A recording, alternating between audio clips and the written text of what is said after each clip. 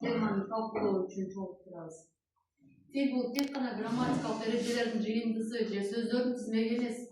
Бул дүйнөнү таануунун куралы, маданияттар аралык көпүрө жана инсандын интеллектуалдык потенциалын ачуучу негизги ачкыч. Бирок тил үйрөтүү практикасында биз бир катар карама каршылыктарга туш болуп. Биринчиден, окуучулардын маалыматты кабыл алуу өзгөчөлүгү өзгөрдү. Ал эми окутуу методдору көбүнчө салттуу калыпта калууда. Экинчиден, тилдик чөйрөнүн жетишсиздиги, психологиялык тоскоолдуктар үйрөнчүлөрдүн эркин сүйлөөсүнө кедергисин тийгизип жатат. Үчүнчүдөн, заманбап технологияларды билим берүү процессинде сабаттуу жана натыйжалуу интеграциялоо маселеси актуалдуу бойдон калууда.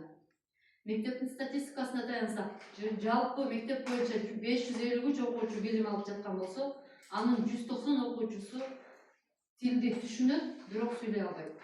Ал эми 60 окуучу таптакыр түшүнбөйт. Бул дегенибиз 190 окуучу канааттандырарлык 3 деген бага окуса, 60 окуучу 2 деген бага окуйт дегенди түшүндүрөт. Окуучулар арасында анкета алганда көпчүлүк окуучу ката сүйлөп алуудан тартынып, коркконунан сүйлөбөсө, калган окуучулар түшүнүп, бирок сүйлөй албагандыгын жазган анкетаны алып атканда. Бул докладта мен тил үйрөтүүдөгү негизги тоскоолдорго илимий анализ берип, аларды заманбап инновациялык технологиялар аркылуу камтып жеңсе болоруна токтолгом.